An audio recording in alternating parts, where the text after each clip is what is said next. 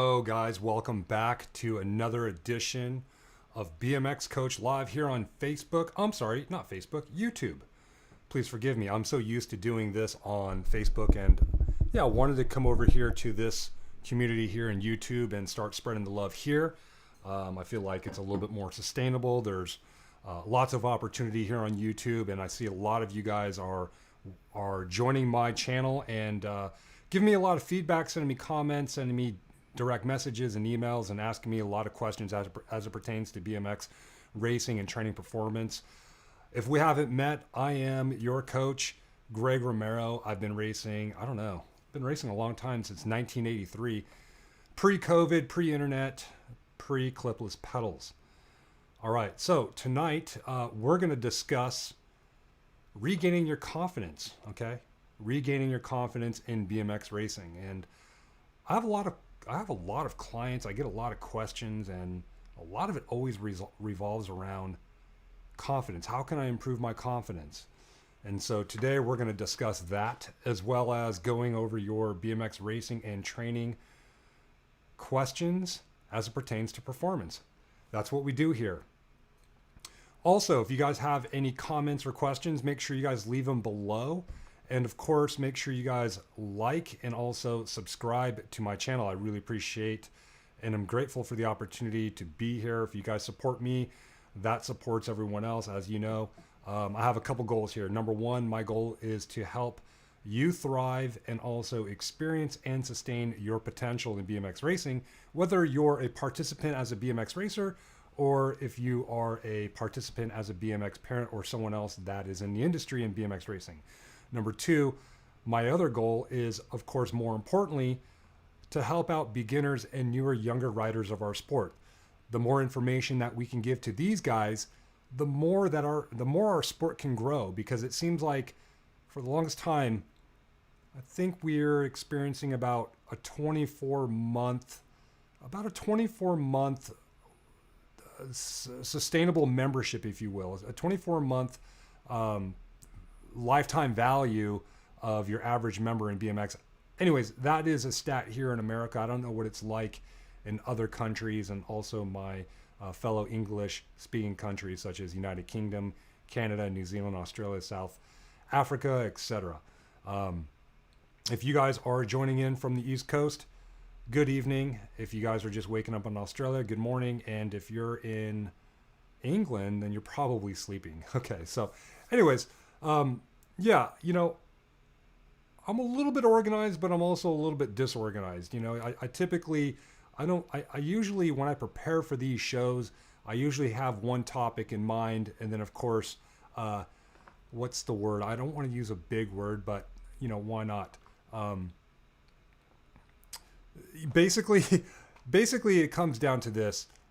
I usually prepare one thing in my mind that I want to talk about. I don't really write anything down on it. And then of course I like to spontaneously go to the questions. And of course I got messages, I got emails, and of course, if you guys ask me questions here, I'll answer them here. Last week I did my first live, and a couple of you guys asked questions in that. So I think there's 2 or 3 questions that I will knock out first when we get to the Ask Coach G section of this live show. And then of course, as I'm speaking, if anything comes to your mind, make sure that you leave the question in the comments below, and I'll do my best to get to it. From time to time, I'm going to be drinking water because I'm doing a lot of talking, and my throat tends to get a little dry. Hope you guys are doing well. I'm over here in San Diego, California, and we've just experienced a ton of heat wave activity. It's been really warm, really humid. It kind of reminded me of being in South Park, Pennsylvania. I don't know if you guys ever been there for the classic Stars and Stripes National, and although this year they changed it, I don't know if it was because of COVID or whatnot, but yeah. So I hope all is well in the weather wherever you guys are at. Hopefully you guys are getting your opportunity to do some riding, doing some training, and also doing some racing. And of course, as I'm looking down, I'm looking at my phone. I wanted to get to a couple questions. Make sure I have that ready to go. Again, this show here, we're talking about where did your confidence to win go, right? Where is your confidence at Where does confidence come from? And I would say in this show, let's just break it down to where fundamentally you understand it. And that way you guys can go ahead and pick out the right tools emotionally and mentally, and of course get to work on yourself. So I would begin with number one. Man, confidence comes down to knowing, right?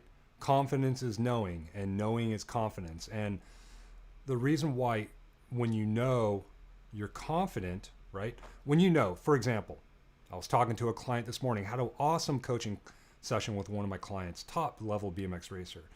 And we started talking about confidence, and it's like, man, I had to remind him, like, look, man, you know, if you know you're going to do it and you can do it, then you have all the tools that is necessary for you to be confident. From there, it just comes down to making sure that you have the right focus. Okay, well, what does focus mean? Focus means being in the proper mind state. What is the mind state? Mind state is going to be whatever thoughts or feelings that are going through your body or your brain. Okay? And that's your mind state. Now, your mind state is going to affect your focus, and your focus might affect your confidence. All right, so that being said, that is, you know, being in state is pretty much wherever you're at in the present moment. So if you're behind the gate and you're in the proper state and you already know, then you're set up for success. If you already know that you're going to win, but you're not in the proper state, then, you know, it's going to be really hard for you to be set up for success. If you're in the proper state, right, but you don't really know if you're going to win, that's still okay, right? But you're still not necessarily set up for success because you just don't know. And so the question is, Greg, well, how will I know? How will I know? And we could start with this. And I'm going to start from the top, and then we're going to start reverse engineering it so you guys can understand. So if you guys have a pen and paper, please feel free to take notes. If you guys need to watch this on the replay, cool. You can do that too, and you can just listen, and you know, we'll go from there. So what's important about knowing, right? So one of the things that I do with a lot of my clients, I always ask them, hey man, what is your goals? And of course, I also have female clients, so I also say, hey man, what is your goals? You know, because we have rapport like that. But it comes down to knowing what your goal is, okay? Because if you don't know your goal, then you don't know where you're going. It would be like a captain getting into a ship and setting sail, and he doesn't know where he's going. He doesn't know if I'm over here in the Pacific, so I can go many ways. I can go south. I can go to the other side of the world on the southern hemisphere and head to Australia. I can go to Hawaii. I can go north and head to Alaska. But if I don't know where I'm going, then I'm just going to be drifting. And really at the end of the day, when I'm drifting, I really don't know what kind of results I'm going to get. I just know that I'm going to get results that I didn't expect. Okay, so it's important for you to know, number one, what your goal is. If you know what your goal is, then that is a great start, because all of a sudden you can start working on your intent. Number two, what is your intent, right? What is the purpose of the goal? Find out and discover what that is. Write that down. Number three, I would ask you, how will you know? How will you know when you have achieved the goal of wherever you're going? Or in this case, in BMX racing, what your outcome is. How will you know when you have achieved that? It's important for you to know when you have achieved that, because basically what you have done then is basically set up a GPS coordinate for your unconscious mind to follow and go towards. So how can I explain this to where it's really simple for you guys? The unconscious mind, okay, we're basically are the unconscious mind. We're basically walking hard drives. So it's important for us to program ourselves and program ourselves for success. So again, if you know, how will you know when you have achieved the goal? Then you're basically programming the unconscious mind. And what is important about that? Well, that's going to help you know and understand. Now, here's the cool thing. The unconscious mind doesn't understand time. So if you could write a goal as if you already achieved it right in the present moment. So instead of saying, I'm going to win the USA BMX Grands, you can say, I'm going to win the Grands. Or rather, I'm sorry, you can take that to the present moment as if you already achieved it and say, I'm winning the Grands. I'm winning the Grands. And that's it. If you're saying I'm going to, you're still leaving it up to the unconscious mind to try to figure it out and decipher what that means. And usually it's going to default back to whatever it's programmed to do previously, which is just a big mixed bag of programming.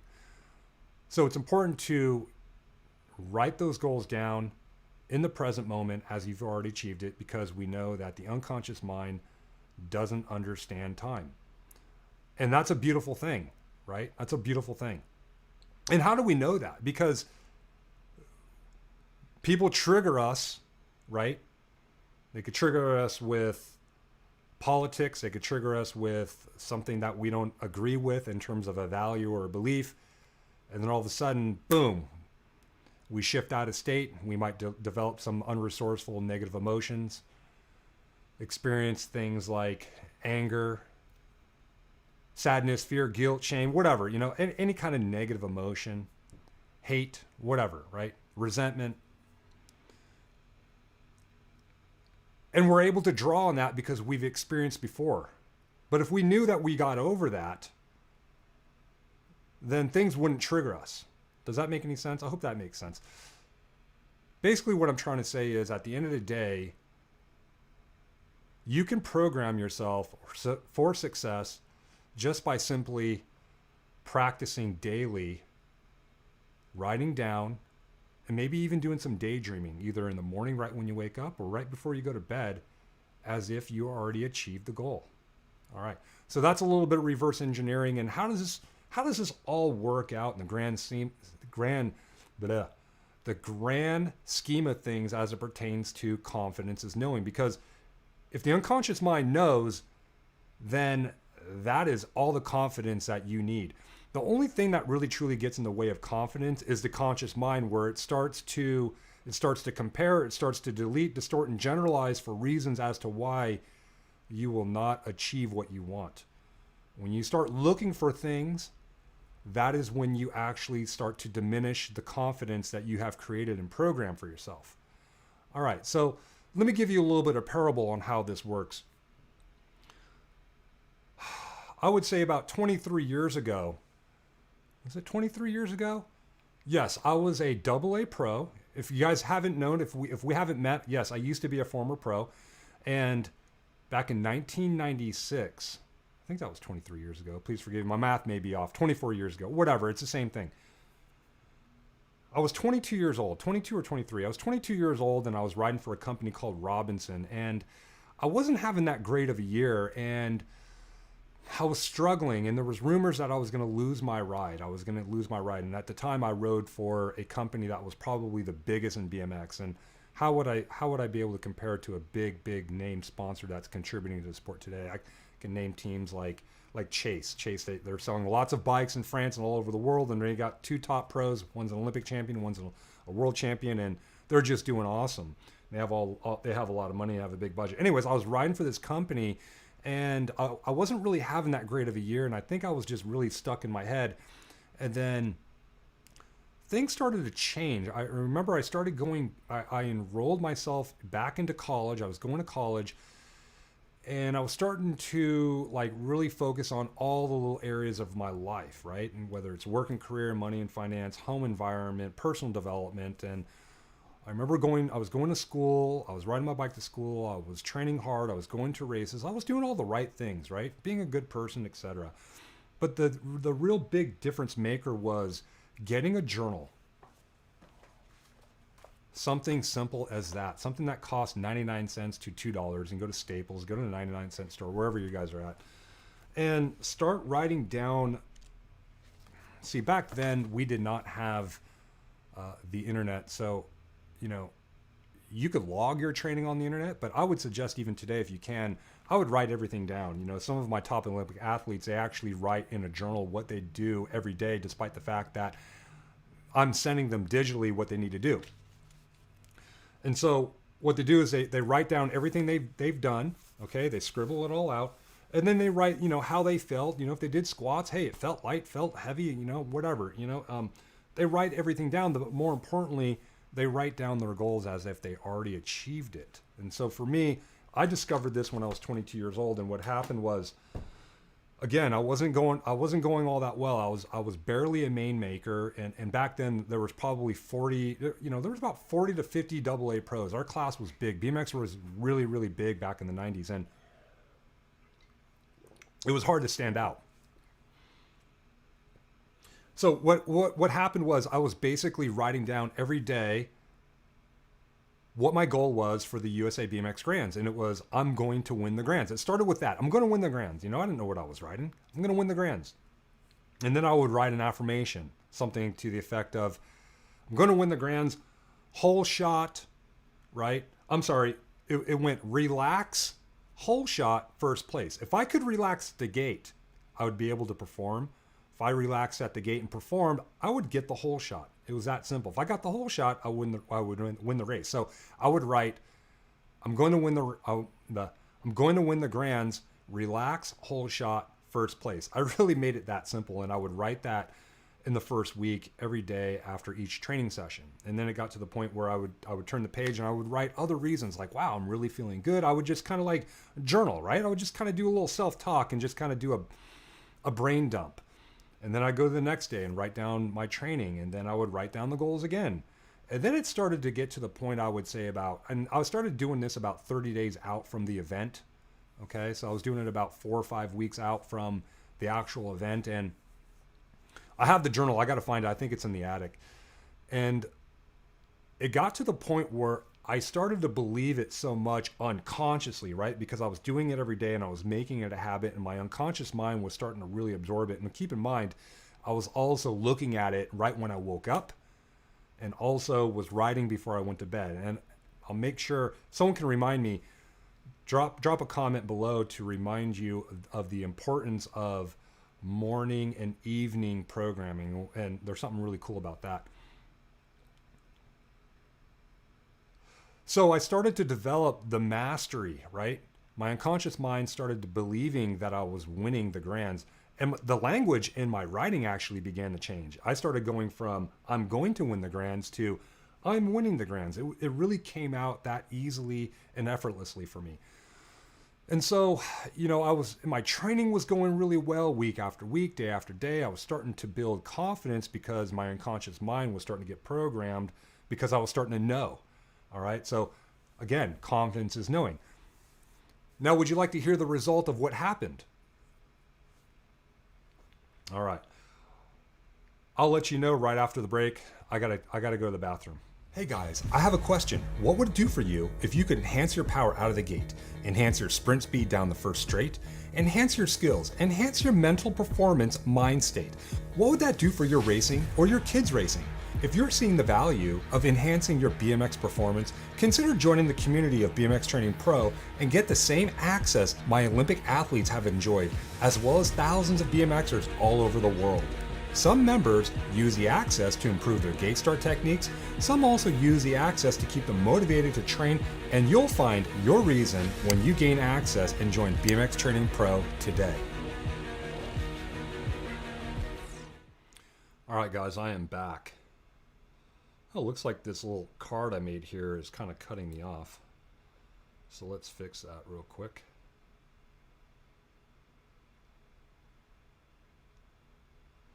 Yeah, hey guys, thanks for checking out that commercial. There you go, I just fixed it. Thanks for checking out the commercial. If you guys can, subscribe to the channel here, but also check out bmxtraining.com. That is our membership website.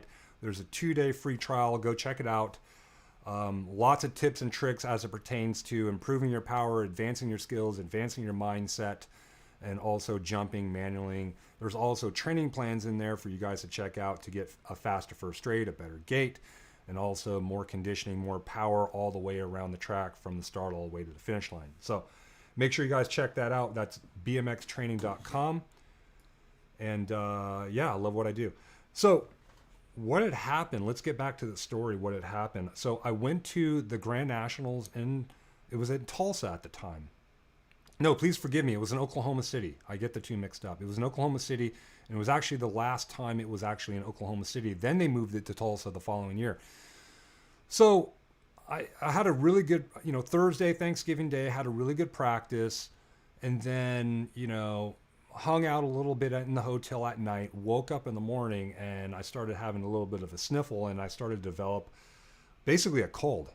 I started to develop like a sinus infection / cold, and I didn't really label it. I was like, you know what, man, let's just be resourceful. Like, I'm not going to be a victim and say, you know what, my weekend's blown and I'm sick. And trust me, I would say there was probably for a quick minute, those thoughts, those negative thoughts wanted to pretty much take over in my head. However, I did a really good job by, again, looking at my journal and looking at the last 30 days of all the work that I did physically, emotionally, and mentally. And that was key because despite the fact that I was sick, I really couldn't do anything about that other than, well, I really only had two choices, right? Number one, I could have been a victim and said the weekend's a wash. Or number two, I could have just said, you know what? I'm going to do something about it. I'm going to make sure I get a lot of rest, a lot of water, get as much rest as I can between motos. I remember I was drinking green tea throughout the entire weekend to keep my energy up. And, vitamin C, all that good stuff, right? Doing all the right things to combat and battle a cold. And, Friday racing came around and we had this thing called the Friday Night Pro Spectacular, which is known today as the Saturday night NAG 5 Challenge / AA Pro, or I'm sorry, Pro finale, right? So back then it was a Friday race, and really that was just a future pros race, and then a NAG 5 Challenge, and then the AA Pros we would race on Saturday motos, and then Sunday we would finish up with the rest of the classes. So what had happened was I just went through, I just kind of went through my programming, right? What was I programmed to do? I was programmed for success. I didn't know anything else but success at that time. So therefore I was still confident despite the fact that I was sick. And that's what's really important, because I went out that night and I won the Friday night race up against, 45 to 50 pros. And I remember at the time the award for that was some big television. It was huge. And, televisions back then were a big deal. They're not such a big deal today. You can get them on Amazon for $300, but back then it was like, it was a $5,000 52-inch TV that took up a tremendous amount of real estate in your living room. And it took about 5 guys to get it up a set of stairs. So that was cool. That gave, that only reassured my confidence. And then of course, the weekend came around, Sunday, the main events. I won AA Pro. It was cool. We had 3 main events. I remember I started out having lanes 1, 3, 5, so that was very helpful. But the first main I got 4th, but the first, I was a little bit stiff, so I went back to what I wrote, which is relax. If I can relax, I get the whole shot and get first place. Second main, I relaxed a little bit more. Boom, I got the whole shot, won. The third main, I was tied with a guy named Brian Lopes, and yeah, I believe I was like around 3rd, and I had to pass Dale Holmes at the finish line to make sure that I finished 1 spot in front of Brian Lopes, and I ended up winning overall. And then Pro Open, we used to have this event called Pro Open, right? There's Open today for amateurs, but yes, there used to be Open for pros, and it was called Pro Open. It was a combination of A and AA pros. And that came up, and that was always the last race of the day. And it was always hectic because back then, when the gate dropped, it was a big deal with lots of kids jumping over the barriers, right? Because it used to be in this gladiator type coliseum, and they had these huge stands that was really nice and tight and intimate of, right over the track. And the gate dropped, and all of a sudden there was kids just running all over the track right behind us. So that was cool. I ended up winning that race, and it was like, when I crossed the finish line, I just wasn't surprised. I wasn't surprised in a cocky way. It wasn't like, I wasn't like, oh my gosh, I just, randomly stumbled across $10 million. It was like, no, I was abundant, man. I was already rich. I was already successful. I've been programming myself and setting myself up for success because, again, confidence is knowing. And so I hope that story helps. I think it comes down to programming your unconscious mind. If you can program the unconscious mind, then you're really, really setting yourself up for success. And that's key. Okay. Let's see. We're getting a bunch of questions coming in. I'm loving this. Thank you so much. Thank you for giving me the time, about 25, 30 minutes there to talk about that. I'll spend the next 20 minutes going over your questions here in a minute. There was one last thing I needed to talk about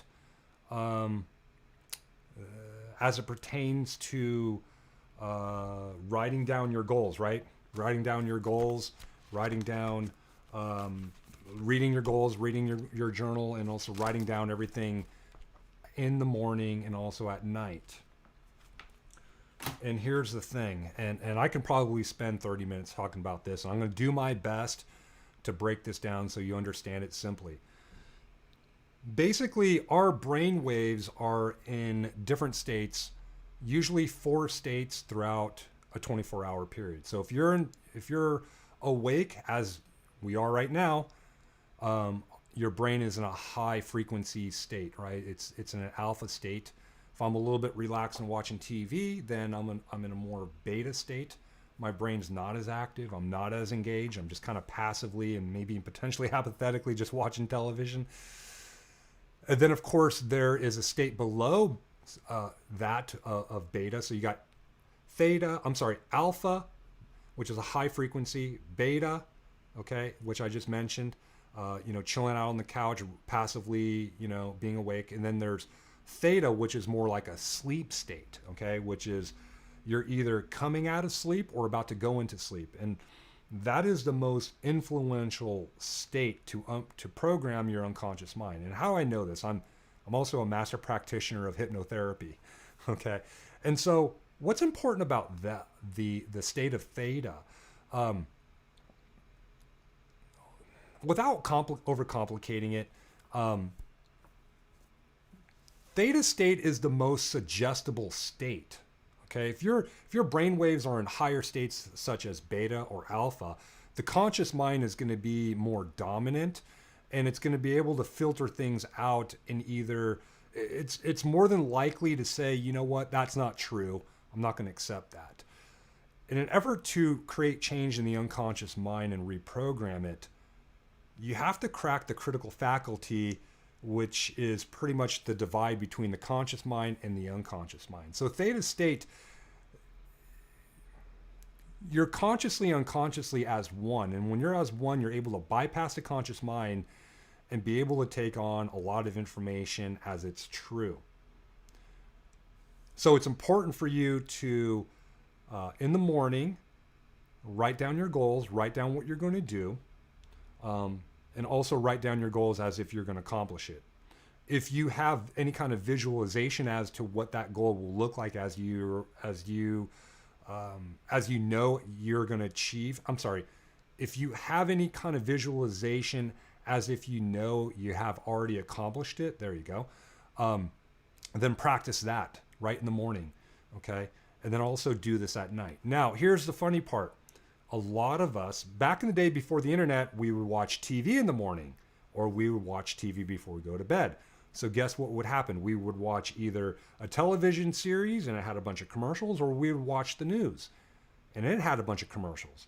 And unbeknownst to many people across the world, they're getting programmed. They were getting programmed with everyone's BS, whether it's negative news or commercials. And of course, commercials today, I've been watching a lot. I'm a fan of NHL hockey, so I've been watching a lot of Stanley Cup playoffs. I don't really watch television. We don't even have cable, but I do have the NBC Sports network in an effort to watch the Stanley Cup series. And there's just a bunch of commercials, and most of these commercials are coming out with all kinds of drugs to solve different medical issues that I didn't even know that I potentially even have.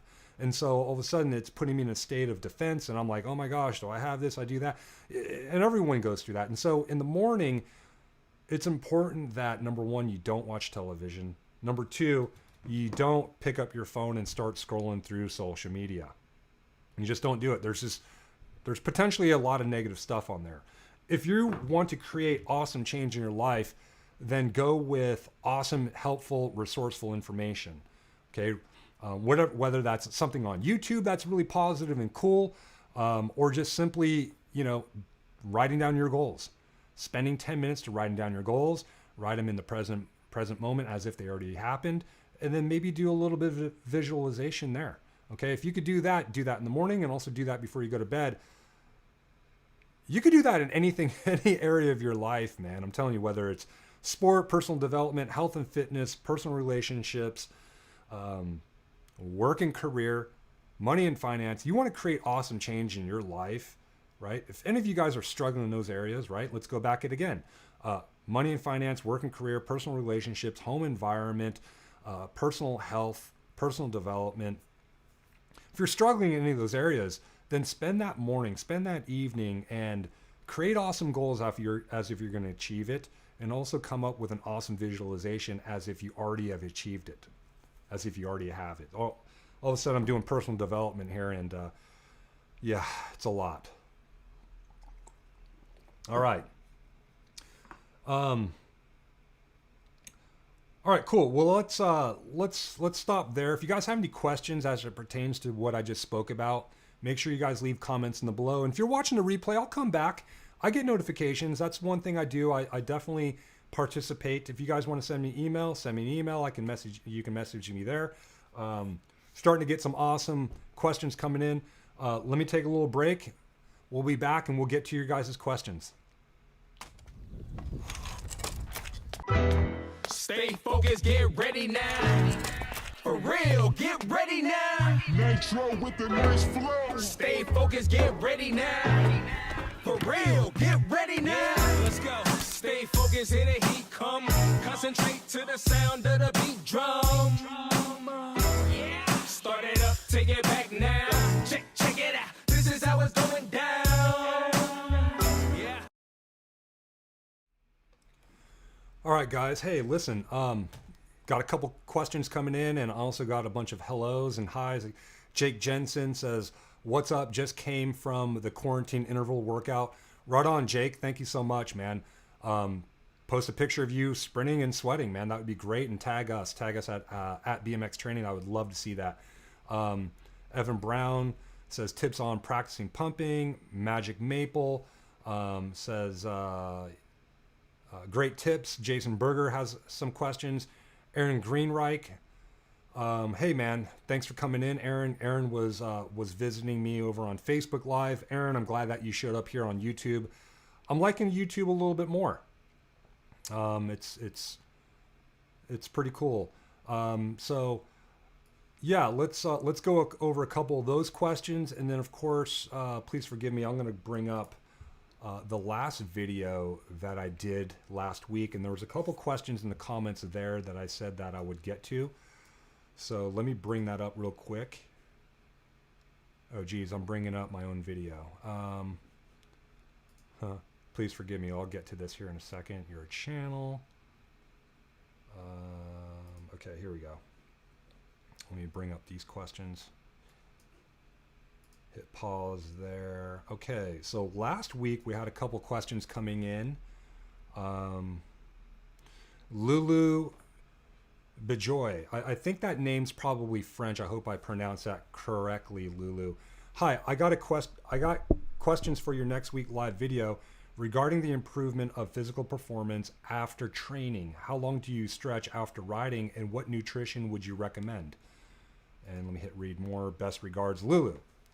Yeah, regarding the improvement of physical performance after training, that is such a great question, and you're asking about stretching and also nutrition. And so I'll tell you what, I'm just going to give you a little protocol of what my Olympic athletes did right after each training session leading up to the last Olympic Games. So we were training here in Chula Vista, and it's really hot, and it's also windy, and sometimes it's dry. So number one, we always go with hydration. We focus on hydration immediately. And then of course, if we need a light snack, we'll get a light snack. And that could be of anything, right? Like, you know, just make sure that it's light. And when I mean light, go with fruit, all right? You need some simple sugars to replenish some of the glycogen stores that have potentially been deleted from the training. And so, you know, that's number one. Because usually these guys, we have the luxury of actually doing either ice baths or some kind of physical therapy, whether they need a chiropractic adjustment or, you know, maybe something's tight and they need to go into physical therapy and get that rubbed out. If you guys don't have that, then of course you guys could, well, you guys could definitely do ice baths, but that might be a little bit extreme, especially if you're coming home from a local race night. So, if you were at the local track, make sure you start getting hydrated. If you see me, I'm always drinking water. Get a piece of fruit. It doesn't matter. Whatever you can digest. I try not to make things too complicated. And then of course, if you guys are feeling any kind of tightness or whatnot, again, Lulu asked about stretching. I like foam rolling. I don't have a foam roller, but for the most part, if you guys don't understand what that is, if parents, if you're watching, just Google foam roller. I like foam rolling because, well, it's more hyper targeted on the muscles that are potentially tight or sore. And it pretty much works out the fascia. The fascia is like a sheath that's actually wrapping the entire muscle structure of any given joint. Whether if it's a knee joint, then we're talking about quads and hamstrings. So, and basically, there's a lot of damage in that fascia, and there's a lot of swelling. So if we could break down, smooth out that fascia, reduce the swelling, then we can go ahead and start beginning the process of ample recovery, of bringing blood flow back into the muscles that need protein or glycogen. So that is that's a better way. Now stretching's cool. I'll stretch too. Sometimes you might be doing a little bit more damage than needed, right? And so stretching is going to be more if you absolutely need it and you're tight in a particular area. So for me, I'm always tight in my glute medius, which is my outer hips, which is my adductors, right? My abductors, sorry. The adductors are your inner thigh, and then the outside portion is your abductor. And so those come into role, especially if you're riding in flat pedals, especially if you're doing any kind of plyometric exercises, sprint power exercises, any kind of single leg unilateral work. Great question. Hope that is good enough. All right. And then of course, my Olympic athletes, as soon as they start getting rehydrated, get a little nutrition, get their physical therapy, whether it's an ice bath, any kind of massage work, foam roll work, then I make sure that they try to get a full meal of all their macronutrients within an hour of training. So immediately after they train, they're probably winding down, do a little recovery ride. It could be a shake, it could be a piece of fruit, and already drinking water within 10, and they're doing that all within about 10 minutes after they've trained. And then immediately, 20, 30 minutes in the PT room, and then boom, they start recovering with macronutrition, big carbohydrates, protein, fats, vegetables, etc. Any other questions from last week? Let's see here. I think that is it. All right, so let's go to the current questions that we have here. Hopefully they're all right here. It looks like I got about 20 minutes.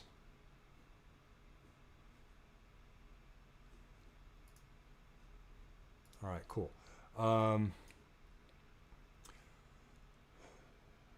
Evan Brown, tips on practicing pumping.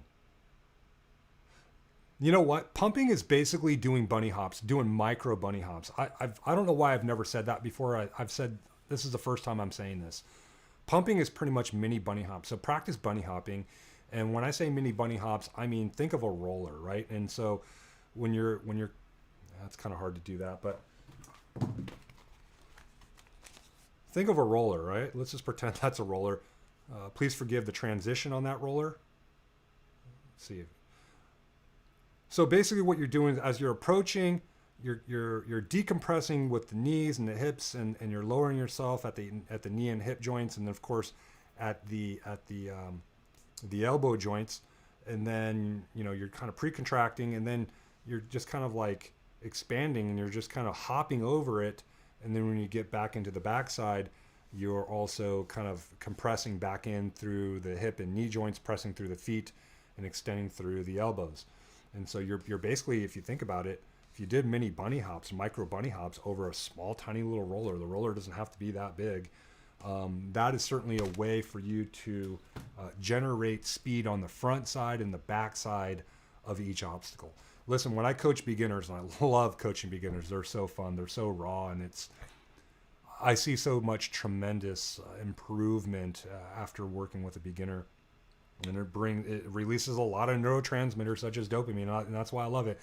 But I always tell them that jumps are always there to help you gain speed, not lose speed.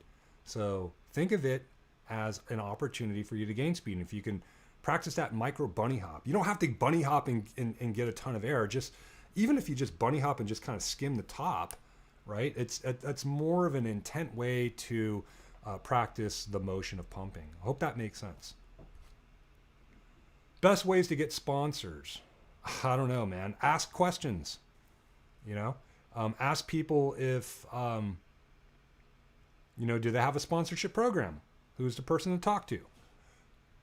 That'd be communication's everything. The meaning of the communication is the response that you're going to get. So sometimes sponsors, today, it's not so much based on results. You need to have the full package. You got to be able to have, some sponsors require a presence on social media, but I think I would say at the end of the day, not only do you have to be, it helps or behooves one to be good on the track and have good results, but I think it's good to have a great attitude, a smiling face, a person that always has an uplifting character and demeanor, someone that's not so down on themselves or everyone. They're not deleting, distorting, or generalizing for anything negative. They're always bringing value to the pit area.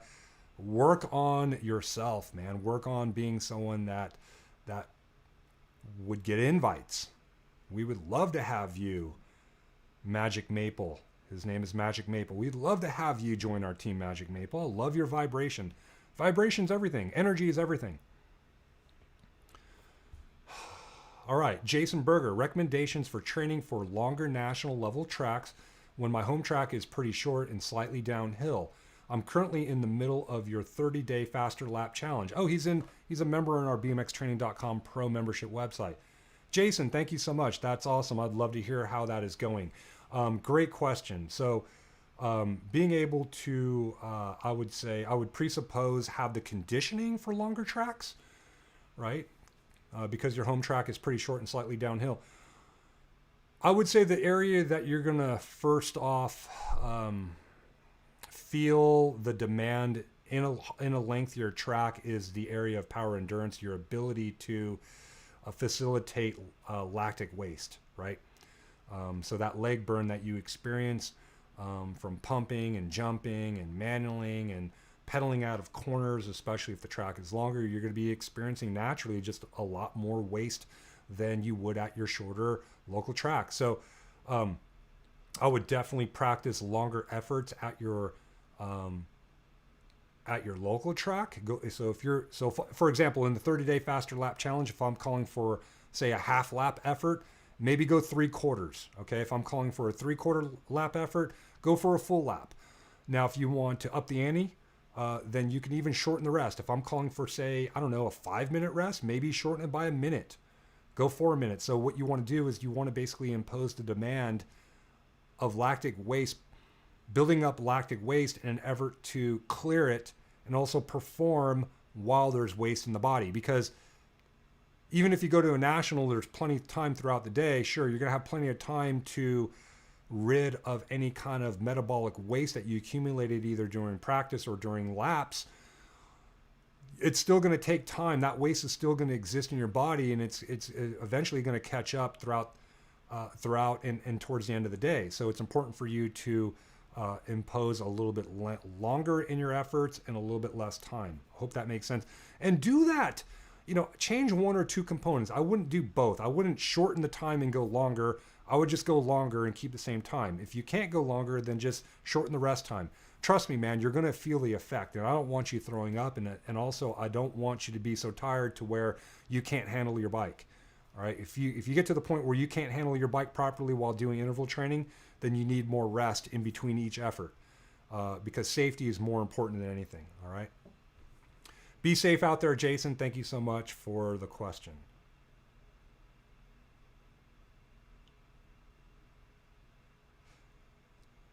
Another question coming in from Jack Trickle. Hi, my name is Denton. Do you know any way to get fast, like what I can do to get faster at pumping? Denton, if you're just logging in right now, I don't know if you missed the talk. I just, two questions ago, I answered that in terms of pumping. You can just, again, micro bunny hops. That was something that just came out of my head. Love you guys. You guys are making me think here. Micro bunny hops, man.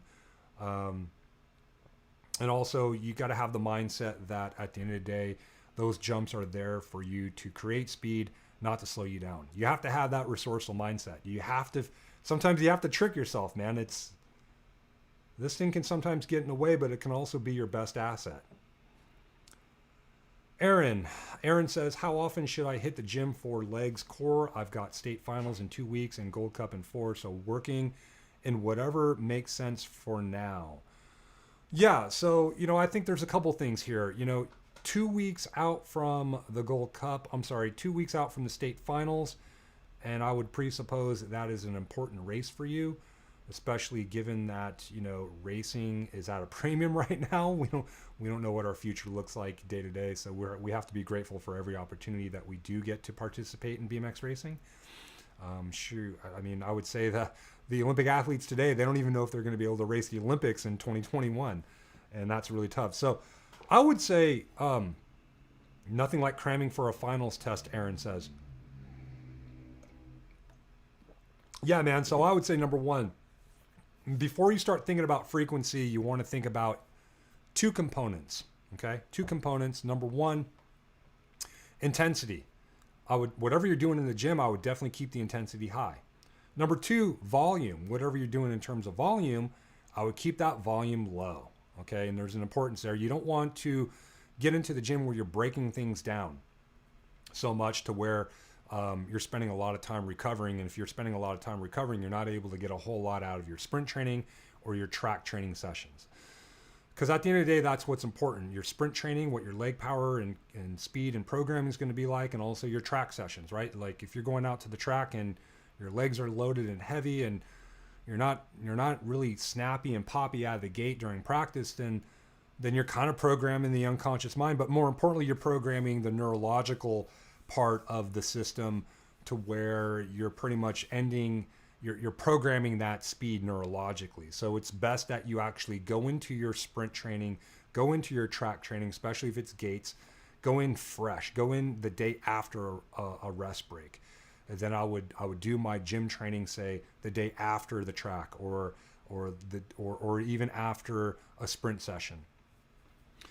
And I hope that makes sense, because at the end of the day, it's all about neurologically programming the best that you can be, especially given that you only have 2 weeks before the state finals. The way I look at it, 2 weeks, that race is here. So, when it comes to like proper tapering, if I'm tapering my guys, say for the Olympic Games, we're tapering 21 days out.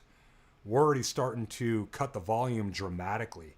And of course, I'm watching the order of the programming day to day as it pertains to the physical programming, right? And making sure that I'm setting these guys up for success for proper programming, both neuromuscularly and also from a recovery standpoint. So you say frequency. That's a great question, because the one thing I do not do is I actually do not change the frequency in a tapering phase. And the reason being is that we want to keep that frequency.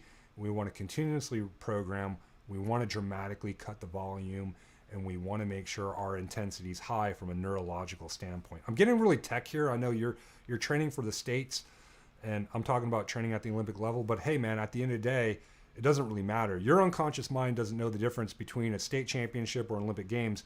You're going to go and do your best and go all out. You're all in. I get it. I understand.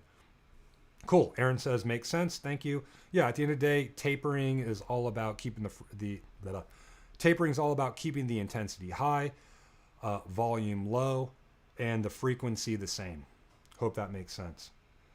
And then, of course, I would say that a lot of people don't really understand, everyone has a generalization of what going to the gym means, because your average person that goes to the gym goes there and does a ton of volume, moves a ton of weight for a ton of reps, and their goal is to walk out there. Their goal is to ensure that they're having a hard time walking out of the gym, and in their mind they program and labeled that as going to the gym. Whereas a BMX power sprint athlete, going to the gym means, hey man, I'm doing a couple of explosive movements and I'm programming myself to where neurologically we're configured with the right correct power, right? What I'm trying to say is, especially in the last 2 or 3 weeks of tapering, what we're doing is we're basically putting the key in the ignition, turning the engine on, and revving it. Man, the engine sounds pretty damn good. RPMs look good. Timing looks great. Power's on point. Torque is working. Everything looks fine. Maybe we just tweak a little bit in the carburetor and change the fuel-air mixture. All right, shut the engine off. Let's save the fuel. So, that's what it's all about. It's all about fine-tuning, revving the engine, keep the intensity high, save the fuel.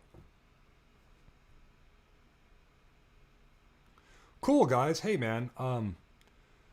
Listen, I have a dinner date at 7 o'clock. That's a 15-minute drive away. So, usually I do these for about an hour. So I could take on a few more questions. Again, I appreciate the opportunity to be here for you guys. Again, I hope you guys are learning here. And if you can, make sure you guys are helping out the kids at the local track or parents, man. Where we're at in society today is that we want to be, we want to protect the information, but I think at the end of the day, listen, share the information. Half the information I'm going to give you, you guys aren't going to integrate anyway. So share the information as much as you can. Let's help out younger riders. Let's help out newer riders, especially newer, older riders, and also newer parents. And let's get people the information that they need so they can learn. And if they can learn, they're going to be more confident about being in the sport. And if they're in the sport a little bit longer because they're having a good time, then they're going to be part of our ecosystem. Now, I've been in this sport since 1983 and haven't taken a break. I love what I do. That doesn't mean I am necessarily limited by BMX, because I'm also doing other things outside of BMX. But everything I'm doing in my life, I always come back and integrate it back into BMX. And so what I mean by that, let's see here. Let's talk about the 4 levels of learning. There was something I wanted to bring up in my talk earlier about the 4 levels of learning, and it's important. Again, this kind of pertains to the talk going back in the beginning of this video, that confidence is knowing, because that seems to be a question that comes up a lot. All right, and so we're getting a couple awesome comments here from Magic Maple. Thank you, amazing tips. Aaron, perfect, thanks again. Jason, thank you so much for all the tips. Hey man, I'm grateful to be here. Let's talk a little bit more about the 4 levels of learning real quickly. And if you guys have any more questions, make sure you guys ask them now. Oh, we do have some questions coming in. Jacob James, and also Christopher Johnson and Adriana Garzone. All right, so let's go over this real quick. This was something I left out and I wanted to touch in the beginning of the video. Let's talk about the 4 levels of learning and why is this important. This is important because, well, it's important because it helps with knowing, right? Knowing is going to help the confidence, and confidence is all about knowing. So if we look at this chart I created right here, 4 levels of learning. Number 1, unconscious incompetence, all right? That's the bottom level. You don't know what you don't know. If you don't know, then you don't know. Number 2, conscious incompetence. Okay, now you know that you know nothing. Okay, so again, number 1, unconscious incompetence. If you don't know BMX, or you don't know if you don't know BMX, you don't know of a BMX bike, a BMX track, or BMX racing, you don't know what you don't know. Now, if you know about a BMX bike, you know about a BMX track, or know about BMX racing, now you know that you don't know nothing about it. Okay, hope that makes sense. Number 3, conscious competence. So that's where we get to the level of more interest, right? Like, okay, well, what is BMX racing? It's a power sport where athletes of 8 people get on a gate and they race all out on a track that's roughly about 400 meters, or 1,200 feet in America, right? With a bunch of turns, and usually 3 turns and a bunch of obstacles, and with the objective of crossing the finish line in first. Okay, so that's BMX racing, and then we start then we start developing more competence. Okay, well, how do I become a better athlete? What do I need to do? And You guys are potentially in the competent stage. You guys are past the competent stage. That's why you guys are here. And so the point being is that we want to try to get guys from the conscious incompetence. They're just getting in the sport. They're just learning. They're new parents. They're new to the sport. We got to get them to the level of conscious competence, give them as much information and arm them with information so that they could learn about the sport. If they can learn, they can enjoy the sport. If they enjoy the sport, they'll be in the sport a little bit longer.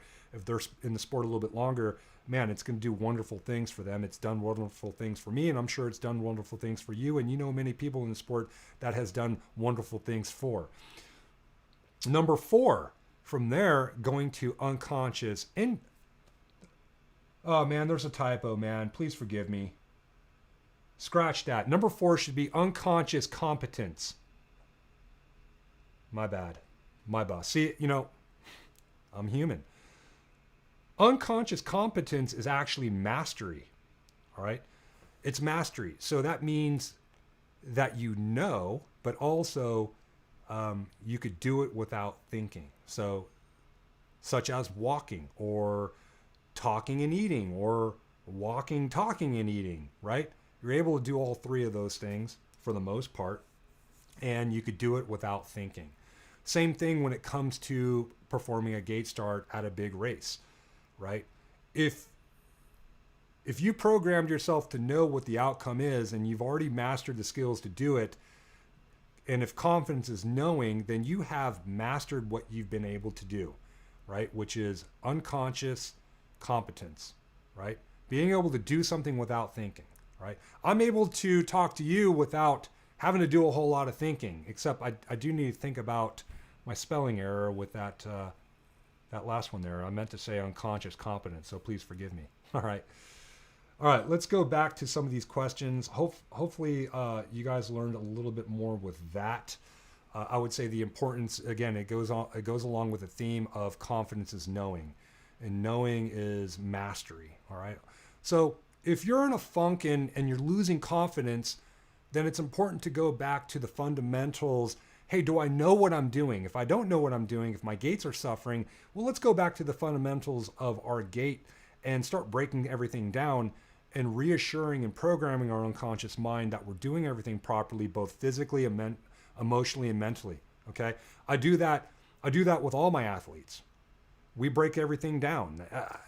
All this coaching that I do in the BMX training membership, right? As far as how I break things down fundamentally, it's the same thing I give to my Olympic athletes. Man, everything's really fundamental when we're in a funk or dealing with issues. Get back to knowing. Knowing is confidence. Confidence is knowing. All right, so let's see. There's a couple things I may have missed here. I may not be able to get to all of these, and if I don't, please forgive me. We'll get it next week. All right, let's go with someone that has not asked me a question yet. Let's see here. Christopher Johnson, question: would doing sprints in the mornings and then hitting the track in the evening be too much? Should I don't know. He said, should I nail it down? I don't know what he means by this. Please forgive me, and I can't really decipher what he meant. I'm not going to even try to fill in the blank here. Question: would doing sprints in the mornings and then hitting the track in the evening be too much? Or should I just do the sprints on non-track days? Okay, so there, I fixed his question for him. Okay, number one, it depends on what too much is. What are you doing for sprint training before you go to the track? I would say no. I would say there's no problem with you doing sprints before you go to track, especially in the morning. And if you have a break, right, and maybe there's an opportunity for you to get some recovery, meaning that, listen, if recovery is like, look, if you could sit. If you could lay down, right? If you can nap, take a nap, okay? And that's going to help you with the track session that night, especially if you sprint. Now, when it comes to sprint training, what kind of sprints are you doing, man? Are you going super long, short rest, lots of volume? Then you're going to be tired for the track. If you're going shorter, maybe focusing on like your acceleration to the first jump, going really short, 5 full cranks, maybe keeping it around a volume of like 10 efforts. Hey, there's nothing wrong with that. That's pretty cool. When you go out to the track, are you going to be doing, are you going to be doing longer efforts? If you're going out to the track and doing longer efforts and doing interval training and trying to work on your fitness at the track, then I would suggest maybe going to that track session a little bit more rested. Hope that makes sense. It just depends. It depends on what you're trying to achieve. I have no problems doing sprints before going to the track. I'll even sometimes program it to where we'll work on power acceleration sprints in the morning, and then maybe at the track at night, maybe we do half lap work, or maybe we just work on skills. Okay, so there's all kinds of ways that you guys can mix this up. Figure out what your limitations are physically. If you start to feel like your skills and competence to ride the bike are being compromised due to fatigue because of the sprints you did earlier in the day, then watch the volume of sprints, watch the amount of work you do at the track. Try it, get some feedback, write down what you felt like after you've done everything. Write it in your journal along with your goals, as if you already achieved it. Okay, what other questions we have? CC Hightower, my man. Being a bigger guy, I have a gait, but my second pedal has never been there. I have been a back half of the track type of a person. What do you advise? It's funny. I love this question. I'm actually going to address this next week. The title of next week's live show is Your Second Pedal Still Sucks. And basically it comes down to reverse engineering what your gate start looks like, right? So CC, in a nutshell, I would say, what's the first movement look like? What's the movement going into the first pedal? Are you able to hold that second pedal acceleration position properly getting into it? Where are you? If you're a bigger guy, are we doing things to complement carrying that extra weight? I was a bigger guy, so that meant, in an effort for me to keep up with a smaller guy like Donnie Robinson, I would have to lift more weight. So that's the thing. I mean, it's kind of cliche, but you have to be able to carry your weight. So, at the elite level, at the Olympic level, strength training in terms of power to weight ratio, usually it's 2.5 times your body weight. So, for example, if you weigh 200 pounds, then it would probably behoove you to lift around 2.5 times of that. So that would mean around 450 pounds. Okay, so now that's on an elite level. If you're at the local level, listen, are you able, let's start 1-to-1 ratio, right? Are you able to at least lift, I weigh 180 pounds. Can I squat 180 pounds? Okay, yes, that's a good start. If I can't do that, then let's work on achieving that goal. Because at the end of the day, BMX racing, especially being a stand-start, overcoming inertia sport, we have to be able to have the strength, competence to overcome that inertia, right? Inertia is basically dead energy, right? And that's going to come down to your body weight and your bicycle weight. I hope that makes sense. All right, last one, and then we're done for the evening, guys. Thank you so much in advance. Adriana Garzone. Hi, Coach. I've been out of the track and gym since March, and I've lost some strength. I've been doing power intervals, and I get completely burned out after a set or a long sprint. How can I beat that? What do you mean burnt out? Is that physically, emotionally, mentally? I'm not sure what that question means. Maybe perhaps... I'm over here, there's a shoe fly, and maybe perhaps you can give me more context so I can give you a better answer. But if I were to put my best mind read on that, Adriana, without you giving me any context at this moment in time, then I would say that I would go shorter on the sprint and I would add a little bit more rest. Okay, give yourself some time to recover so you could do more efforts. Also, there's nothing wrong with checking out. I'm sorry, I'm getting distracted by someone said check and I said checking out. There's nothing wrong with lowering the intensity of your sprint, especially if you're going longer. So if you're going 100% all out and you're doing this just to increase your power endurance, maybe you could go like 75% of your maximum perceived effort. Okay, very easy to do, and that way you can get more out of it and perhaps you won't burn out. There's absolutely nothing wrong with that. Not everything has to be 100%, guys, especially when it comes to interval training. It's okay. There's nothing wrong with that. Cool. Then it says, check Jacob James question. Okay, so let's check it out. I have to scroll up. Like with wheels and racing, is there an advantage to a lighter crank set, say chromo versus aluminum? Man, going back to this concept right here, I have to be honest with you. I haven't exactly mastered the physics of rotational crank weight or any kind of rotational weight. I know at the end of the day, when it comes to rotational weight, my man George Costa from Renan Design always preaches wheels first. When it comes to cranks, not so much. All right, so